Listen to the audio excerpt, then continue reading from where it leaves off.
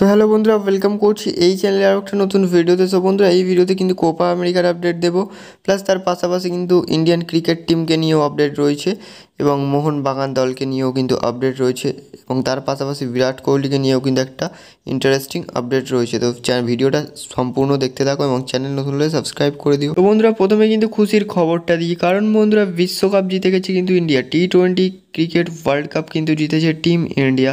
দারুণভাবে পারফরমেন্স করে কিন্তু ম্যাচটা জিতলো এবং 30 বলে 30 রান বাকি ছিল, সেই জায়গা থেকে ম্যাচটা কিন্তু কামব্যাক করিয়েছে।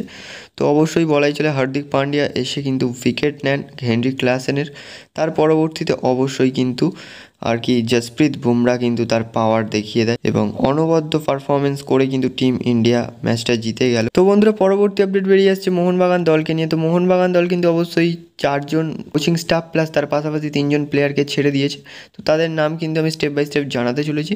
তো ফার্স্টে প্লেয়ারদের সম্পর্কে যদি বলি, জনি কাউকো, ব্র্যান্ডন হামিল এবং হেক্টর ইউজ থেকে কিন্তু ছেড়ে দিয়েছেন এবং তার পাশাপাশি অবশ্যই যদি কোচিং স্টাফদেরকে নিয়ে বলি, Antonio Lopez Habas, Clifford Miranda এবং তার পাশাপাশি যে রয়েছে আর কি ম্যানুয়েল ক্যাস্টেলানো এবং অ্যালবার্তো, এদের 4 জনকে কিন্তু মোহনবাগান দল আর কি ছেড়ে দিয়েছে। তো বন্ধুরা, 29 তারিখে কিন্তু আর কি দুখানা ম্যাচ ছিল।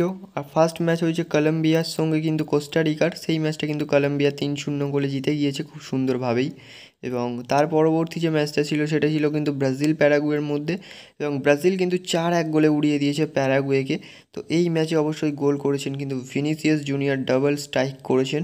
প্লাস তার পাশাপাশি লুকাস প্যাকুয়েতা কিন্তু একটি পেনাল্টি মিস করার পরে আরেকটা পেনাল্টি কনভার্ট করেন এবং তার পাশাপাশি কিন্তু তাদের ইয়াংস্টার রাইট উইঙ্গার স্যাভিনও কিন্তু একটি গোল করে আর কি 4-1 গোলে জিতিয়ে দেয় ব্রাজিলকে এই মরণবাচন ম্যাচে। তো বন্ধুরা, এর পাশাপাশি যদি ইউরো কাপের আপডেট দিই, তো ইউরো কাপের আপডেট যেটা অবশ্যই বলি, তো ইউরো কাপে কিন্তু সুইজারল্যান্ড কিন্তু পরাস্ত করে দিয়েছে ইতালিকে 2-0 গোলে, মানে ডিফেন্ডিং চ্যাম্পিয়ন ইতালিকে কিন্তু সুইজারল্যান্ড 2-0 গোলে হারিয়ে দিয়েছে। তো বন্ধুরা, আমি যখন ভিডিওটা রেকর্ড করছি সেই টাইমে অবশ্যই কিন্তু জার্মানি ডেনমার্কের ম্যাচ চলছে এবং জার্মানি ডেনমার্কের ম্যাচ কিন্তু 0-0 গোলে ড্র চলছে। 38 মিনিট মতো হয়েছে আর কি।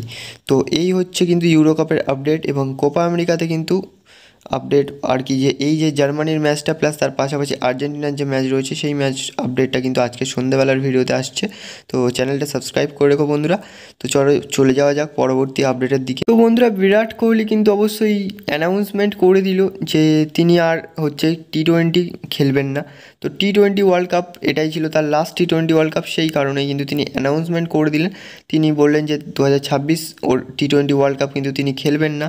তো এটাই ছিল তার লাস্ট টি-20 ওয়ার্ল্ড কাপ এবং তিনি টি-20 থেকেই কিন্তু অবসর নিয়ে নিলেন বলাই চলে। তো বন্ধুরা, এই হচ্ছে বিরাট কোহলিকে নিয়ে একটা স্যাড নিউজ। তো ভিডিওটা কেমন লাগলো অবশ্যই কমেন্টে জানিও, আর চ্যানেল নতুন হলে সাবস্ক্রাইব করে দিও বন্ধুরা। দেখা হচ্ছে পরবর্তী ভিডিওতে।